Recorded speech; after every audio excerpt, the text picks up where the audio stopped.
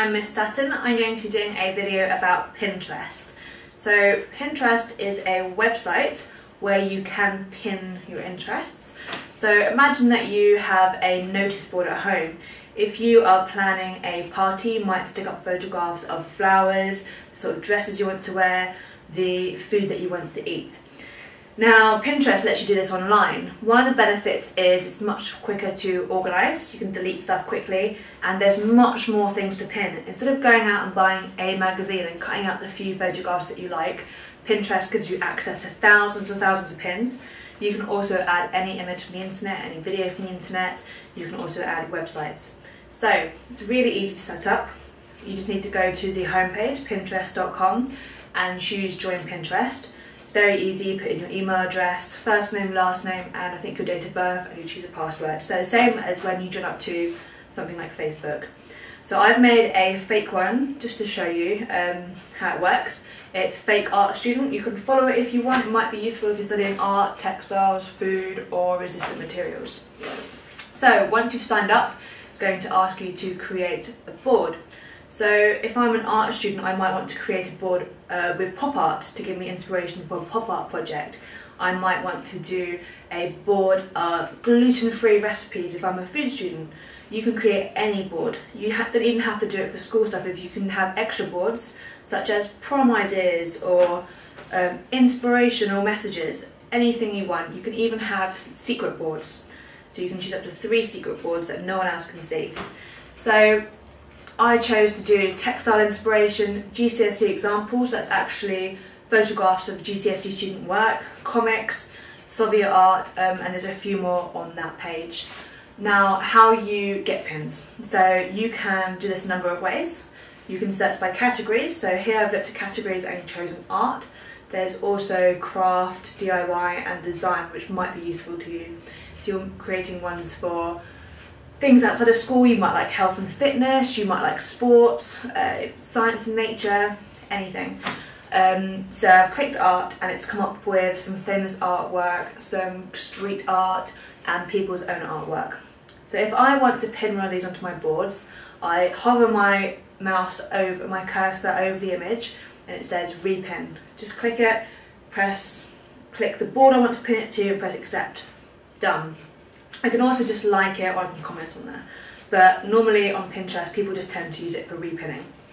So there's other ways that you can search. So when I just chose art, it just showed anything that was labelled as art. Here I've typed in Edvard Munch into the search bar and it's come up with stuff inspired by the artist Edvard Munch, some of his own artworks and photographs of the artist. Another way, you can look at people's boards. So that was looking at individual pins. But I might think, okay, I really want to find loads of recipes. If I type in boards, I might find someone else's whole selection of fantastic recipes that I like. So here I've typed in pop art, and you have to go through the different boards. Some are pop art designs for their bedroom, they might want pop art murals on the wall.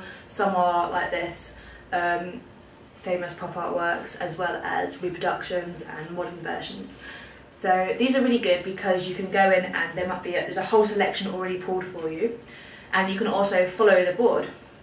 So on your home page it just shows up the categories you're following. So you might be following art, DIY and crafts and food. If you follow individual boards, anytime something's added that will also come up. You can also follow people. So where it has this person's username, you can click that and you just click follow all and that will follow all of those people's boards. One of the good reasons to do this is you could have all your friends from your GCSE art class might be doing the same project. So if you all have your boards and follow each other, that's going to help a lot. It's going to make your work much easier. It's going to cut the time in half because you already have access to your friends' work as well. You might also want to do find friends, and you can find friends through your email or through your Facebook. So lots of people use Pinterest. As I mentioned, I use it. So I've got one called Miss Dutton and it's mostly ideas for displays for the library or lesson plans or using technology in education, issues, so helping deal with homophobia in schools, all sorts of things. So this might not be very useful to you, but other librarians and other educators do follow me because it might be useful for them. And I also follow other librarians and teachers. There are a few ones I have in mind that you might find useful. So poetry. This is mostly videos of poetry. So before I actually do the individual pins, it looks like just an image. Sometimes you can click through and it goes to a video. Sometimes it clicks through to a website. Normally you can tell because it will have the black bars underneath, so it will look like a YouTube if it's a video. And if it's a website, it will have just a picture where it says top 10 ideas for pop art. And obviously those aren't the ideas. You click it and it will take you to the website.